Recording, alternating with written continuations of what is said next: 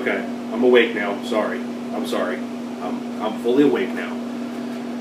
But hello everyone, it's me again, it's HorrorFan34. And welcome to the last review and the final review for the Texas Chainsaw Massacre franchise. This is the last review of the Chainsaw series. This is the last film in the franchise. And boy, what a forgettable way to go out on this franchise.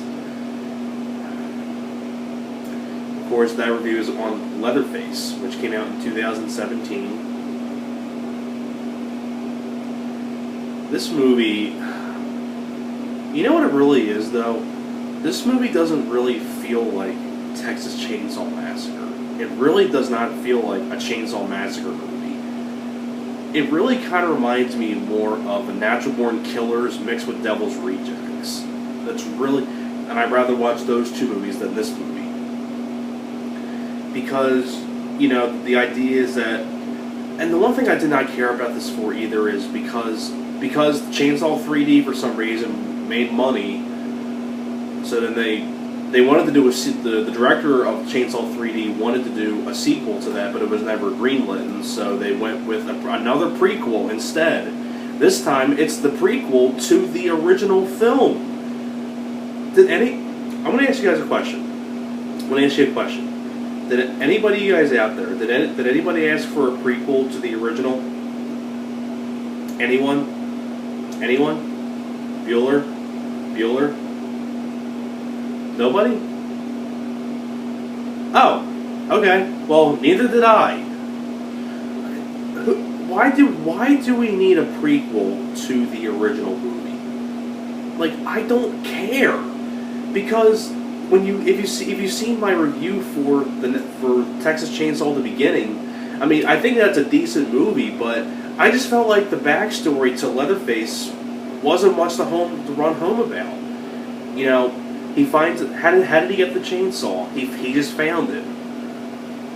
He was born in a slaughterhouse. He was born messed up.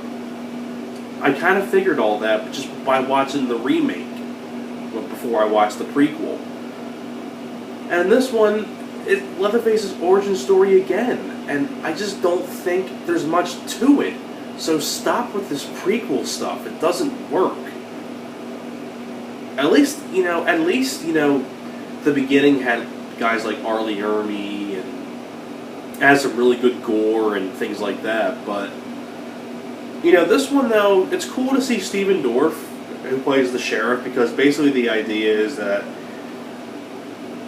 you have Leatherface escaping from the mental asylum with 3 other inmates, and there's this whole thing where another point where this couple is driving across country, and they're kind of like a wannabe Mickey and Mallory from Natural Born Killers, and mix it with a little Devil's Rejects because they take a hostage with them and things like that. It's just like Natural Born Killers mixed with Devil's Rejects. And the whole thing is that they're being pursued by Stephen Dorff because, one, in the beginning of the movie where you have a girl dies by getting killed in a bear trap, and that was Stephen Dorff's daughter. So Stephen Dorff plays the sheriff, and he's going to go get revenge on them. So, you know, it's pretty cool to see Stephen Dorff, and Stephen Dorff does the best that he can. I like Stephen Dorff. Blade, Judgment Night. And you see the Judgment Night poster right there. He's in the poster. You can see him on the far left. And, you know, Lili Taylor, I like Lili Taylor from The Conjuring and things like that, but the thing is, though, this movie's a prequel. You already know who's going to win at the end, because it's a prequel to the original movie. So this takes place before the characters with Sally and Franklin and all stuff. This is before that happens. I think this takes place in like the 50s or the 60s. And it's on the level of I could care less about this crap. I don't care. And I really don't feel like I'm watching a Chainsaw Massacre movie. I just feel like I'm watching something completely different. It's like so. I mean, it's not like, you know, as like bad as like Chainsaw 3D, because Chainsaw 3D just messes up everything. But this one, though, it's just so forgettable. That's the best way to describe it. It's just so forgettable.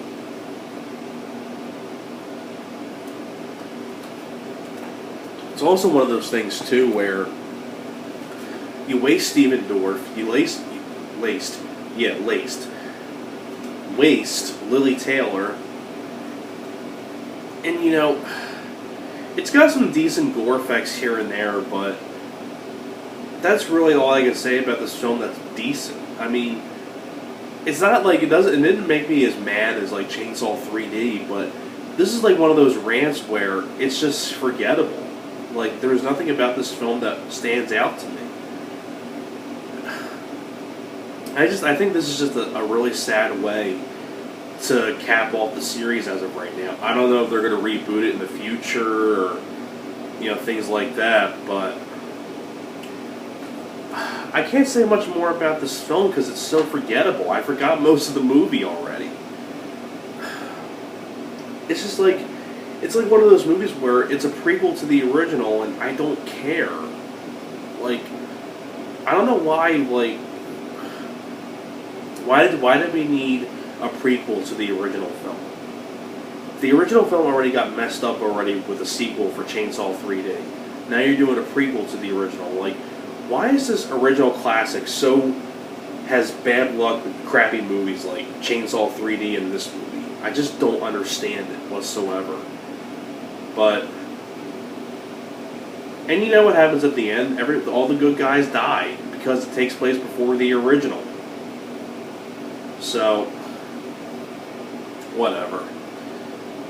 I know it's like a 6 minutes some review, but I don't really care for this film that much at all. I don't care about the prequel idea. I don't care about the backstory.